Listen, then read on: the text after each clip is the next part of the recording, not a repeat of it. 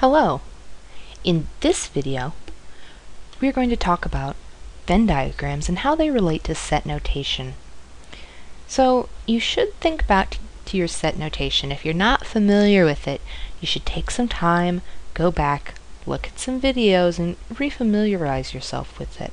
Set notation and understanding how sets work are going to be really important for moving forward with Venn diagrams. If you found sets to be kind of creepy, that's okay. Venn diagrams are great because they're a visual way to understanding sets. So if you totally didn't get it and you just want to move on, that's okay, but just remember, if Venn diagrams are freaking you out, you can always go back. They really play off of each other, so you've got tons of great resources out there, and really just take some time and play with them. So what you should remember from set notation, and here are the basic ones. There's three biggies that you really have to get down and get pretty comfortable with. So firstly, you should remember union, and that's that big weird uppercase U. So if you had the set A union, whoops, I just want to write tons of unions, B, that would be everything in the set A and everything in the set B. So if this were a Venn diagram, the first thing we're going to do is we're going to draw our universe, which is the box that contains all of our Venns, or all of our circles, our containers. And our circles, or our containers, are our sets. And so we would have the set A, okay, and we would have the set B. And now I'm going to color in what the union of A and B is. And it's just everything in A, and it's everything in B. And that's the union of A and B. So, should be kind of familiar. So this is just a visual way of thinking of these things. So, let's talk about the weird upside down U. And this is intersection, right? So we have the set A intersection B. So that's in set notation. So from set notation, in layman's terms, you should think of this as everything that is in both A and B, right? And so if we were going to do this in a Venn diagram, we'd draw our universe. I'm going to draw this one a little bigger. And we'd have our set A. And we would have our set B. And I'm going to color in the intersection of A and B. This is pretty handy. It's the intersection, it's the overlap, where the places where everything in that area is in both A and B.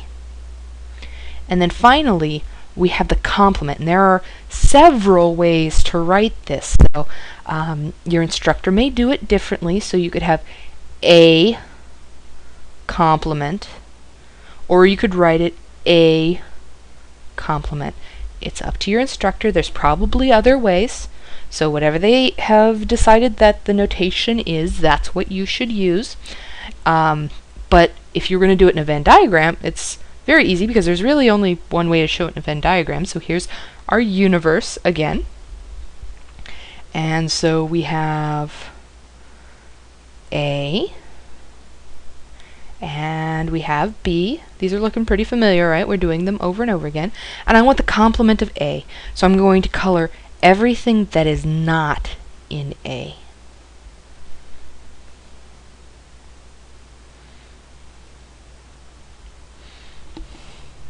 So all of these things behave exactly the same way they did when you were talking about sets. A union B is everything in A and B. A intersect B is everything that's within A and B. And A complement is everything that's not in A. So what should you take away from this? Well, everything you can do with sets can be done with Venn diagrams. Everything is exactly the same. They share a lot of the same vocabulary. And then finally, even if you're not comfortable with sets, or if you're not comfortable with sets, you should take some time to review sets and set notation. If that's not working, it's totally okay. Venn diagrams are a great way to visually learn sets. They're really nice because it's great for visual learners.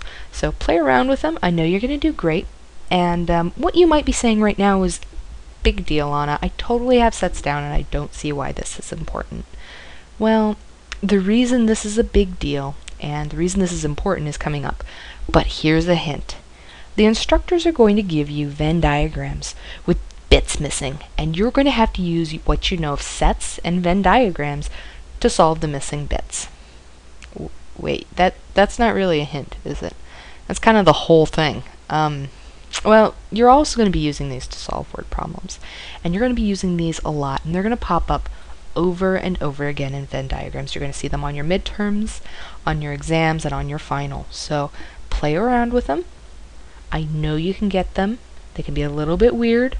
Sometimes they don't feel like math because they're pictures, but you can totally do it. So keep trying, work on them. You got this.